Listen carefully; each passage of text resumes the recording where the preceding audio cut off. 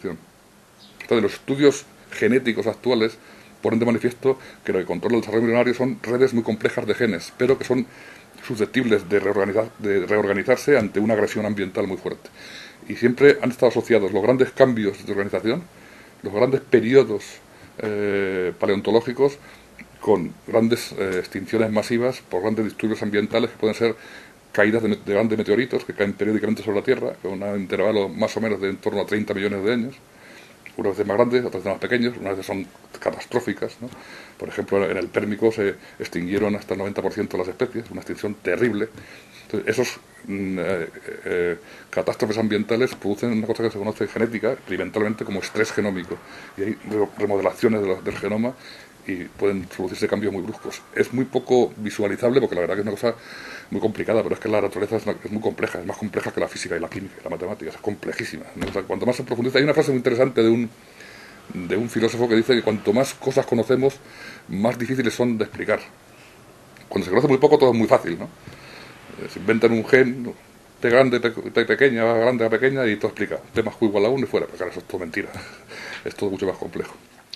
Pues los grandes cambios de organización animal que se ha visto a lo largo de la evolución de los seres vivos están asociados con grandes disturbios ambientales, ¿eh? Se puede asociar ya cada vez con más claridad cada cambio de un periodo a otro. Los nombres de los periodos, de los grandes periodos geológicos, se daban debido a que encontraban diferentes faunas en los estratos en los que estaban los fósiles. Carbonífero, Cretácico, Jurásico, eran faunas diferentes. Estos periodos están separados por grandes catástrofes ambientales, fundamentalmente, como he dicho antes, producidas por caída de grandes asteroides. También ha habido en casos de inversiones de los polos magnéticos terrestres, que se pueden detectar en el hierro de los estratos fósiles.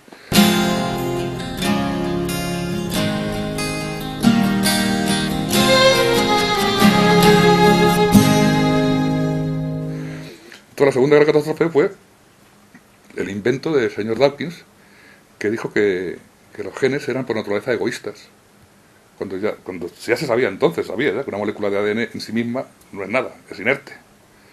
Y que los genes competían unos por otros, y que luego que apareció un gen y que luego se creó una membrana él por su cuenta y competía con otros genes. Ya empezaron a competir en el agua, unas moléculas compitiendo, una cosa demencial. Y que... Pues ese señor era científico. Era zoólogo, sí, pero era sobre todo darwinista. Entonces, sintetizando, según Dawkins, la unidad de evolución es el gen, o ADN, que es egoísta y compite con otros genes. Y que del egoísmo del gen pues se produce la naturaleza. Entonces, si tú lees a Adam Smith, dice, del egoísmo del carnicero o cervecero es del que surge nuestro alimento y surge la sociedad. Es decir, es directamente, literalmente, traslación de la teoría del libre mercado de Adam Smith, del egoísmo del jardinero produce la sociedad, al egoísmo del gen, naturaleza. Una cosa delirante. Entonces, ¿qué pasa? Pues que cuando se ha encontrado que los genomas tenían una gran cantidad de ADN, que eran secuencias repetidas, y que no eran codificantes de proteínas, pues se pensó, si los genetistas, siguiendo a Dawkins, que eso era ADN egoísta. Y que se expandía y que estaba allí, que era ADN basura. Yo he oído a científicos españoles muy prestigiosos de que si conseguíamos limpiar los genomas de basura, conseguiríamos vivir 200 años. Lo cual es una estupidez, porque si no limpiar los genomas de eso, nos habíamos muerto enseguida, porque se ha descubierto que es la parte fundamental de los genomas. Que en el genoma, la fracción codificante de proteínas es el 1,5% de los genes. 1,5%. Lo que secuenciaron cuando dijeron hemos secuenciado el genoma humano era el 1,5% de los genes, que son los genes codificantes de proteínas. Por eso cuando dicen el ratón y el hombre comparten el 90% de los genes y compartimos el 40% con Arabidopsis, que es una planta de cuneta, una planta, tiene el 40% de genes igual que el hombre. Un gen es una suma de secuencias génicas que se agrupan concretamente para cada momento concreto en función del ambiente. Hay un artículo muy interesante de Nature que dice que cuando más profundizan los científicos en genética molecular, más difícil es estar seguro de qué es, si es que es algo, un gen. O sea, no hay un gen, son secuencias fragmentarias que se combinan en cada momento en función de las necesidades concretas del organismo. ¿Secuencias fragmentarias de qué? De ADN. De ADN. ¿Y qué es el ADN? El ADN es el ácido desoxirribonucleico, una serie de nucleótidos que están empalmados y que son los que, de alguna forma, especializados en contener, en almacenar información genética. que es muy curioso además cuando habla la visión del darwinismo de que las enfermedades están en los genes. Son genes malos y entonces producen enfermedades. No. Las enfermedades están en el ambiente y altera los genes. La enfermedad no es causa sino consecuencia. Es decir, la población moderna está sometida a cientos, a miles de sustancias químicas sintéticas con las cuales no ha estado en contacto anteriormente. Es dificilísimo de controlar eso porque los efectos pueden ser, primero, a largo plazo, segundo, sinérgicos, de que una cosa sola no, pero dos se retroalimentan y producen una consecuencia. Por ejemplo, hay una sustancia que se ha visto que es terrorífica, que son los organofosforados, que son sustancias que se utilizan en los jardines, en las casas como abonos sintéticos. Bueno, pues hay relación de enfermedades como la esclerosis lateral amniotrófica con los organofosforados. Es decir, comemos cosas de grandes supermercados, que no sabemos de dónde vienen y que han estado fumigadas con montones de cosas. El glifosato que emplean para los transgénicos es súper tóxico, se ha visto. Estamos sometidos a radiaciones electromagnéticas, a radiaciones de rayos X. Es decir, es falso que la enfermedad sea un fenómeno que esté en los genes, que sean genes malos. Después de producirse esa alteración, se ve que hay genes alterados, pero no porque sean malos en sí, ni que hayan mutado al azar, sino como respuesta al ambiente.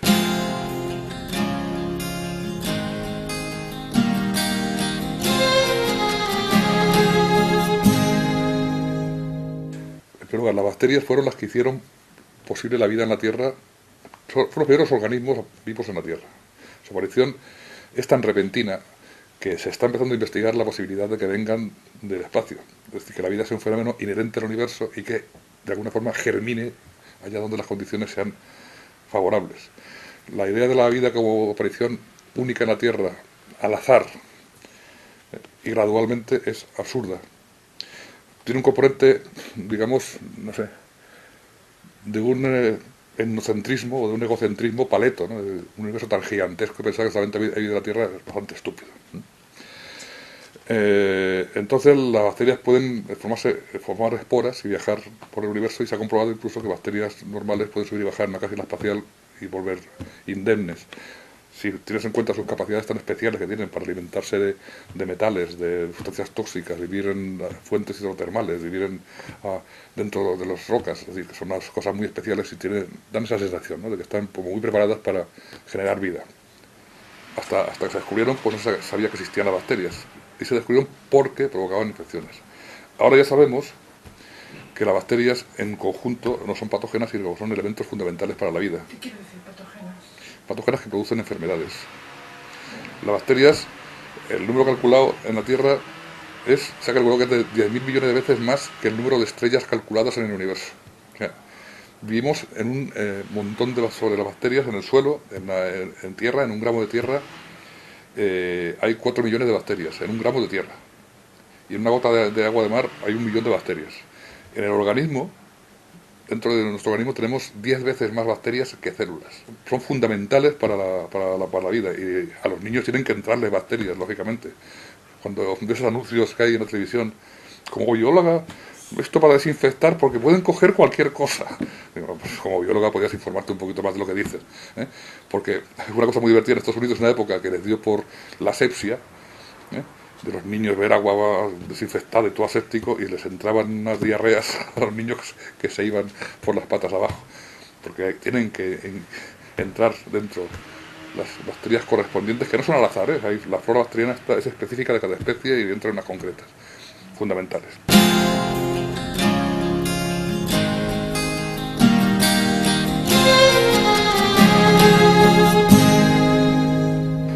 Entonces, pues el tema está en que se ha transmitido, y los médicos piensan que es una cosa científica, pues lo asumen, ¿no? Todo el mundo asume que los virus es una cosa que hay que matarla.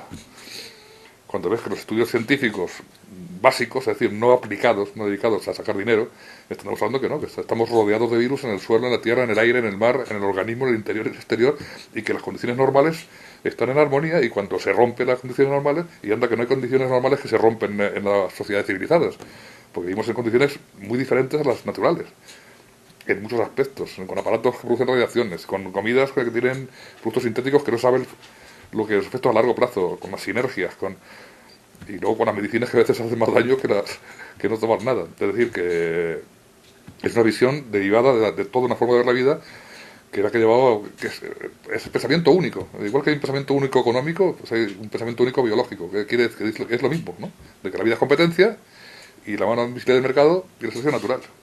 Y eso decide y que decidan ellos. Y claro, como lo que suele decidir siempre es que lo más poderoso se quedan con todo, pues le va muy bien que siga decidiendo el mercado y la selección natural, porque creo que le va bien a ellos. Los virus no solamente no son patógenos, ya hemos hablado del número de bacterias que había en la tierra, en el mar, en el interior, pues los virus hay de 5 o 25 veces más que bacterias. ¿Eh? Se ha visto que los virus que están encontrándose en la tierra, en cifras astronómicas, en un miligramo de tierra, de orden de 500 millones de virus, una cosa que es como una especie de sopa de virus y bacterias. Pues los genes que están encontrando los virus que hay en la tierra y en el mar, el 80% de los genes que se han encontrado no tienen ningún parecido con ninguno de los genes encontrados en ningún tipo de organismo. Es decir, son genes diferentes, nuevos, que quizá tengan su función actual y quizá para el futuro también estén esperando su oportunidad cuando sea necesario el siguiente salto, que es posible que se produzca a raíz de alguna catástrofe que sea tan estresante que produzca la reacción de los organismos. Y eso tiene relación con la forma en que se plantea la lucha contra los virus actuales, que es una cosa absolutamente demencial. El 10% de los genes humanos son virus endógenos, retrovirus endógenos, el 10%. Cientos de miles. Luego hay fragmentos de virus también dispersos por el genoma. Es decir, que los genomas de los seres vivos son... es complicado de decirlo porque habría que visualizarlo, espero poder disponer de alguna forma de visualizarlo. La parte esta del ADN que decían Dawkins que era basura son secuencias repetidas, intrones, elementos móviles, que son de origen de virus endógeno. Entonces, si echas cuentas, los genes que no son de origen bacteriano, de las primeras bacterias germinales, son de origen viral. Una cosa muy curiosa. Si se analiza con calma, se llega a esa conclusión. Es decir, que los virus son otros componentes fundamentales de los genomas. Tienen la capacidad de que sus elementos móviles, que son derivados de virus, cuando el ambiente produce un estrés, se hacen saltos de un sitio para otro o se duplican y aumentan los genomas. O sea que son los que fabrican los genomas. Y también es curioso también que en aguas marinas también se han encontrado estudios recientes que demuestran que en aguas marinas superficiales hay hasta 10.000 millones de virus por litro. O sea, cuando usted está en la Costa Brava bañándose tan feliz, está en una auténtica sopa de virus y de bacterias. Por favor. Suena fatal. Pues esos virus son esenciales para la vida. O sea, son los que controlan la base de la pirámide trófica del marina. Vamos a ver. Esto quizás suene muy heterodoxo, pero no soy yo solamente el que lo dice, ¿eh? Yo no procuro no meterme en temas de salud mucho porque yo soy biólogo y yo hablo de cosas, digamos, teóricas que si se aceptan bien y si no, pues no pasa nada. Pero si ya te metes en temas de salud, por la cosa más comprometida. Pero me siento obligado a transmitir lo que yo he pensado al respecto. El virus de la gripe es un virus endógeno más, es como el virus del herpes. El herpes tienes un estrés emocional y te sale una calentura, un herpes. Es un virus que tiene sus otras funciones.